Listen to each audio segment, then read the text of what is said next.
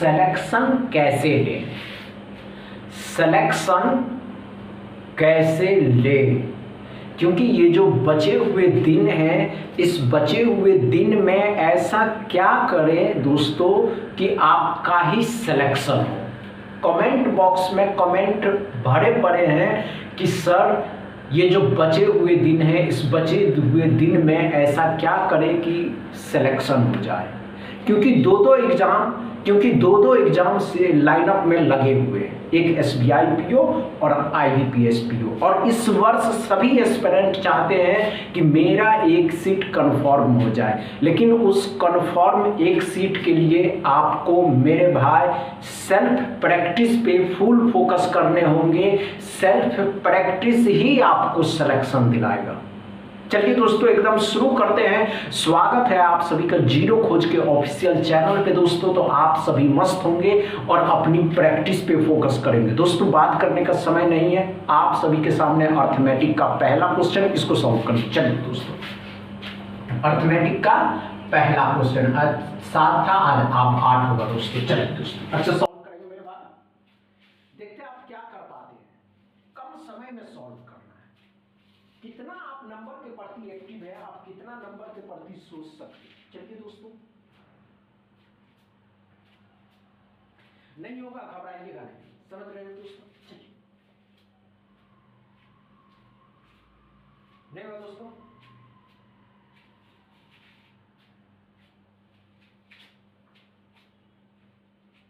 हुआ या नहीं हुआ। अरे यार देखिए एक बात हमेशा याद रखिए मेरे भाई कि आप जब भी किसी मतलब समझ रहे हैं ना मेरे भाई, या तो वो अर्थमेटिक के क्वेश्चन क्यों ना, अर्थमेटिक भी SBI PO में एक अहम रोल निभाता दोस्तों, हमेशा याद रखिएगा। नहीं वो दोस्तों ज्यादा समय नहीं लेना था, कम समय में सॉल्व करने हैं। आइए दोस्तों क्या कर रहा है कि एक व्यक्ति एक साइकिल को, आइए क्या कर रहा है, एक व्यक्ति एक साइकिल को 5,000 रुपए में खरीदा और उसे 5750 रुपए में बेच दिया। उसका लाभ या हानि परसेंट को ज्ञात करने के लिए क्या करा दोस्तों, ध्यान से सुनिएगा। आपका CP जो है कॉस्ट प्राइस 5,000 रुपया है, 5,000 रुपया, आप इसे बेच रहे हैं 5750 रुपए में। 5,000 में खरीदे, 5750 रुपए में बेच दिए, तो जो आपको प्रॉफिट हो रहा है मेरे भाई 750 रुपए। आपसे ये नहीं पूछ रहा, आपसे पूछ रहा है कि प्रॉफिट परसेंट हो या लॉस परसेंट हुआ, ये बताइए। तो प्रॉफिट परसेंट ही होगा, तो प्रॉफिट परसेंट का मतलब फॉर्मूला होता है P/CP × 100। आप तो निकाल सकते हैं, क्या ये भी निकालना पड़ेगा मेरे भाई। यहाँ पे हो जाएगा 750, नीचे में 100 आ जाएगा और ऊपर में भी 100 आ जाएगा। अब तो निकाल ही सकते हैं, सॉरी दोस्तों नीचे में 5 आ जाएगा और यहाँ 100, अब तो निकाल सकते हैं ना।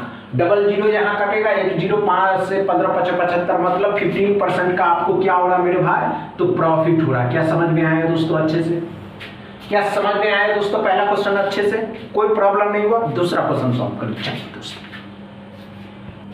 चलिए दोस्तों कम समय में सॉल्व करेंगे मेरे भाई, देखते हैं आप कितना सोच पाते हैं।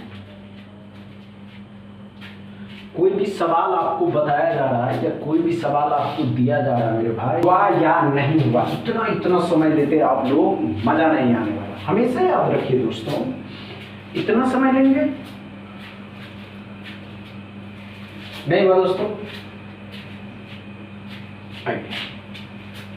कोई बड़ी बात नहीं है दोस्तों कि आप सभी एस्पिरेंट अगर इतना समय ले रहे हैं तो कुछ रीजनेबल कारण ही होगा। नहीं हुआ दोस्तों, हमेशा याद रखिए कि अर्थमेटिक में कुछ ज्यादा समय नहीं लेना। क्या करा दोस्तों, क्या करा, एक दुकानदार है शॉपकीपर जो 1800 रुपए में एक वस्तु को खरीदता है और उसे 10% के प्रॉफिट पे बेच देता है। तो वस्तु का सेलिंग प्राइस आपसे कुछ नहीं करना, 2 तरीका बताने वाले, ध्यान से देखिएगा। अगर आपका कॉस्ट प्राइस 1800 रुपया था मेरे भाई, 10% के प्रॉफिट पे बेच रहे हैं। 10% का प्रॉफिट मतलब क्या हो रहा है दोस्तों कि आप 10% के प्रॉफिट पे बेच रहे थे। इसका 10% मतलब क्या होगा जानते हैं आप, इसका 10%, 00 180, तो 1800 में से 180 घटा दीजिएगा तो इसका जो सेलिंग प्राइस होगा, प्रॉफिट मतलब 180 इसमें और जोड़ दीजिएगा, तो ये जो आप बेच रहे हैं मेरे भाई, ये बेच रहे 1980 1980 रुपये, 10% का प्रॉफिट हुआ, मतलब 1800 रुपये का सामान था, आप 180 रुपया उस पर प्रॉफिट कमा रहे। दूसरा सवाल क्या था मेरे भाई कि आपको 10% का प्रॉफिट हो रहा है, इस 10% का फ्रैक्शन वैल्यू 1/10 है। अगर आपका सीपी 10 रुपया है, आपको 1 रुपये का प्रॉफिट हो रहा है, तो आप उसे बेच रहे हैं 11 रुपये में। 10 की वैल्यू दे रखी है कितना, 1800 रुपये, कितना 1800 रुपये, तो 11 की वैल्यू निकाल दें।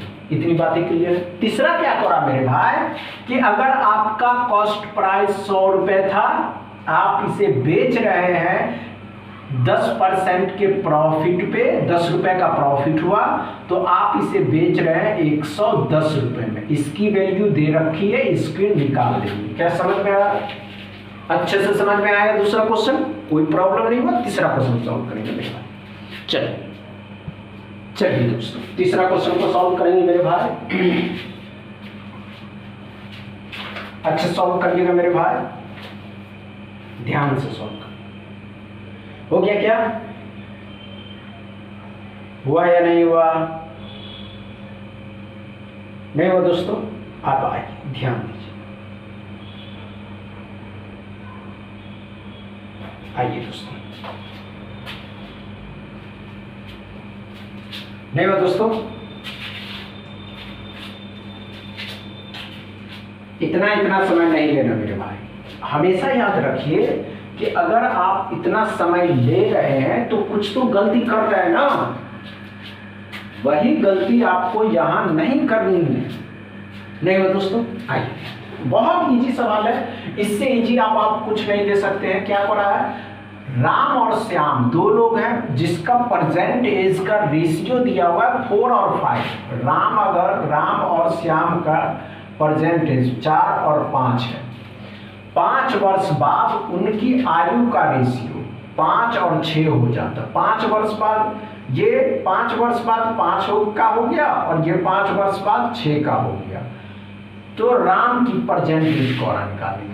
सिंपल सा लॉजिक है मेरे भाई। ये 1 साल बढ़ा, 1 साल में ये 5 वर्ष का हो गया, ये भी 1 साल बढ़ा, 1 साल का ये 6 वर्ष।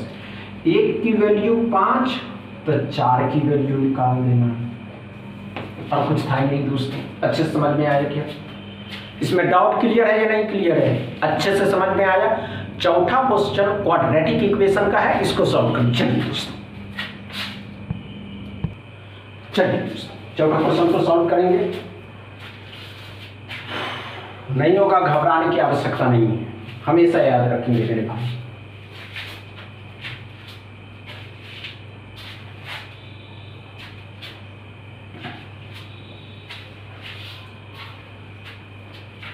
नहीं हुआ दोस्तों?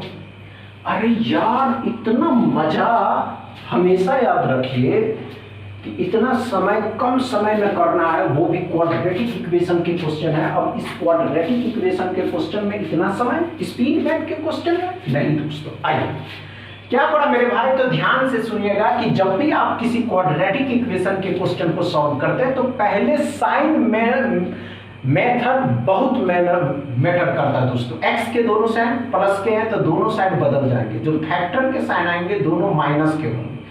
16 से 18 लाना क्या पॉसिबल है? नहीं है पॉसिबल। तो उसके आगे वाले के साथ मल्टीप्लाई कर दिए। 16 का डबल 32, 16 और 2 क्या हो जाएगा? 18, या 16, ये 2 हो जाएगा। y में क्या पड़ा मेरे भाई कि दोनों साइन माइनस के और प्लस के हैं, तब y के दोनों साइन प्लस के हो जाएंगे। अब 14 से 9 लाना है तो 7 और 2। अब कंपेयर करना मेरे भाई। कंपेयर करने से पहले इसके इक्वेशन में आगे 2 है तो इसके इक्वेशन में भी 2 होना चाहिए। इक्वल करना है तो इन दोनों को 2 से मल्टीप्लाई करने होंगे। अब जब 2 से मल्टीप्लाई इसको करिएगा तो ये 14 और ये 4 हो जाएंगे। अब जब x को y के साथ कंपेयर करेंगे मेरे भाई तो ये दोनों माइनस के हैं और ये दोनों प्लस के हैं तो y बड़ा होगा x लेस देन y। क्या समझ में आएगा दोस्तों इस चौथा क्वेश्चन? इसमें कोई प्रॉब्लम नहीं हुआ। पांचवा क्वेश्चन सॉल्व कर लीजिए। चलिए दोस्तों और मजा आने वाला। चलिए दोस्तों पांचवा क्वेश्चन को सॉल्व करेंगे। बस घबराना नहीं है मेरे भाई। कोई भी एस्पिरेंट अगर घबरा जाता है कि नहीं हमसे नहीं हो पाएगा, नहीं मेरे भाई, आप कर सकते हैं। यही तो आपका माइंडसेट है। यही तो आप लोग एक बात सोचिए, वे एस्पिरेंट जो बिगिनर हैं मेरे भाई, शाम में 6 बजे स्पीड मैथ बढ़ाने के लिए एक सिंपल मैथ सॉल्यूशन का क्लास चलता है जिसमें सभी तरीका आपको बताया जाएगा। तो उसमें जुड़ना ना भूलिए। चलिए दोस्तों, नहीं हुआ दोस्तों? चलिए दोस्तों, ये नहीं हुआ, आइए दोस्तों ये क्वेश्चन आप होमवर्क में कमेंट में इसका जवाब बताएंगे हम। क्या समझ में आया दोस्तों? आज का सेशन अच्छा लगा? अगर आज का सेशन अच्छा लगा हो तो वीडियो को दबा के शेयर करिएगा, लाइक करिएगा और चैनल को सब्सक्राइब कर लीजिएगा। थैंक यू दोस्त।